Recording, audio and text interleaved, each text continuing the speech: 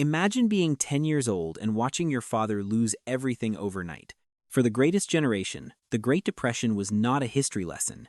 It was their reality. You wore your brother's shoes until your toes bent because asking for new ones meant someone else did not eat. This extreme adversity forged a psychological armor called stoic pragmatism. They did not bury their feelings because they were cold. They buried them because in a world of hunger and world wars, processing emotions was a luxury they literally could not afford. If you recognize this pattern of silent endurance in your own family tree, comment the number 1 below. We are going to decode this legacy together, so you do not have to carry it alone. But while this generation learned to endure, their children learned a completely different lesson: how to disappear.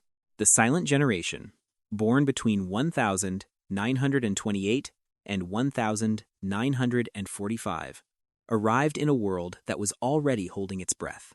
If you belong to this cohort, you learned very early that visibility was a trap. You might remember the Dust Bowl, where the sky turned black at noon, and your mother placed wet rags over your face just so you could breathe. But the suffocating atmosphere was not just environmental, it was social.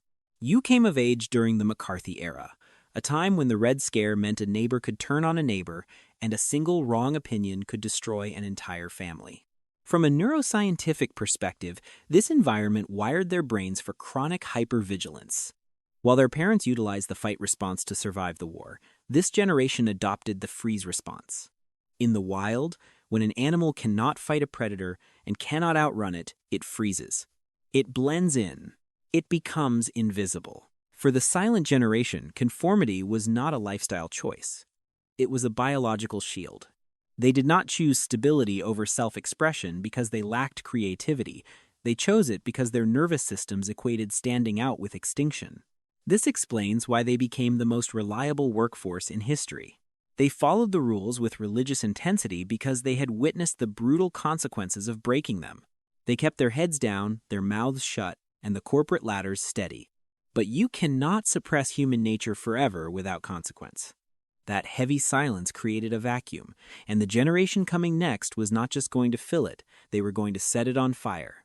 Enter the baby boomers, born between 1946 and 1964. If the previous generation was defined by silence, yours was defined by noise. You arrived, 76 million strong, into a world that seemed to be built specifically for you. The economy was exploding, highways were paving over the past, and for the first time, the future looked like a promise, not a threat. But beneath those white picket fences, your brain was processing a terrifying contradiction. Psychologists call this cognitive dissonance. You were raised on extreme optimism, yet you spent your childhood practicing duck and cover drills beneath school desks, waiting for a nuclear flash.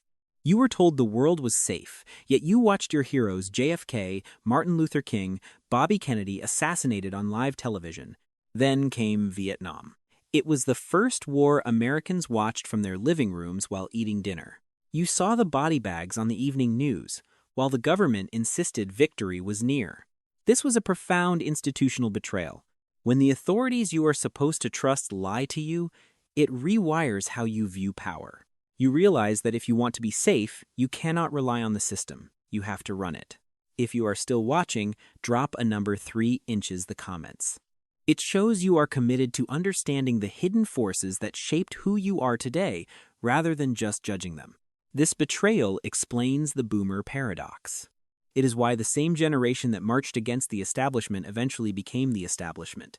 The hippies became CEOs not because they sold out, but because they learned that the only way to control the chaos was to take the wheel. They became masters of reinvention.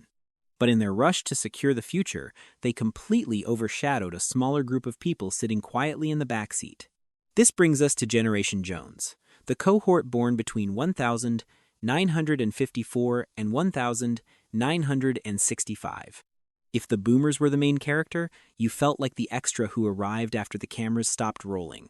You are technically boomers by birth year, but psychologically, you share almost nothing with them. While they were at Woodstock, you were in elementary school. By the time you were old enough to join the revolution, the war was over and the party was finished. Psychologists describe your defining experience as relative deprivation. This occurs when you compare your reality to the generation immediately before you and realize you have been shortchanged. You were promised the same American dream, but you graduated into an oil embargo, stagflation, and jobs that vanished before you could even apply.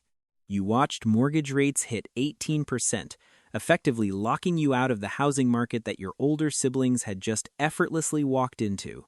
This timing created a unique psychological architecture. You witnessed the fall of Nixon during Watergate, which taught you that authority figures were not just fallible, they were liars. This stripped away the idealism of the 60 seconds and replaced it with a gritty, adaptive pragmatism. You are called Generation Jones because you spent your youth jonesing or craving the stability that was always just out of reach. Let's try a quick psychological experiment on attention span. If you feel seen by this description, comment the number 0 below. If you think I completely missed the mark, go ahead and hit the like button. This feedback loop helps us prioritize raw honesty over blind positivity. You learned to survive in the gap between expectations and reality. You became the bridge between the old world and the new. But while you were busy fixing what was broken, the next generation was about to grow up in a house where no one was home at all. That empty house belonged to Generation X, born between 1965 and 1980. If you are watching this, you were likely the first latchkey kids. You walked home alone, let yourself in with a key worn around your neck, and navigated the hours between school and dinner without supervision. There were no cell phones to track you, no cameras to watch you, and no parents to entertain you. This specific childhood environment triggered a massive neurological shift toward hyper-independence. Your developing brain learned a fundamental truth. If you got into trouble, you had to get yourself out of it. You did not develop resilience because it was taught in a classroom. You developed it because there was no alternative.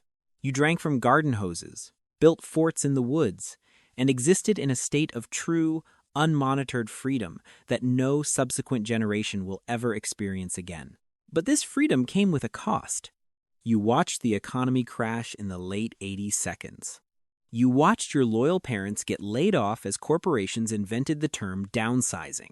This shattered the social contract of loyalty. Psychologically, what many label as Gen X cynicism is actually protective realism. You learned early that institutions do not love you back. You stopped expecting a savior and started building your own lifeboats. You worked hard, not for a gold watch, but for your own survival. You became the most resourceful generation in history, because you had to be. You learned that no one was coming to save you, so you did the only logical thing. You saved yourself. But here is the final twist. All these different survival mechanisms, the silence, the control, the pragmatism, the independence, they were never really about the past.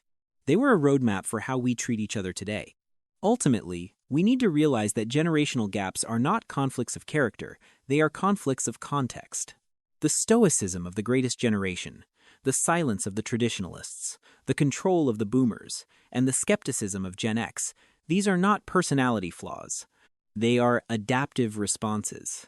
They are the psychological armor our ancestors wore to survive the specific wars, depressions, and betrayals of their time.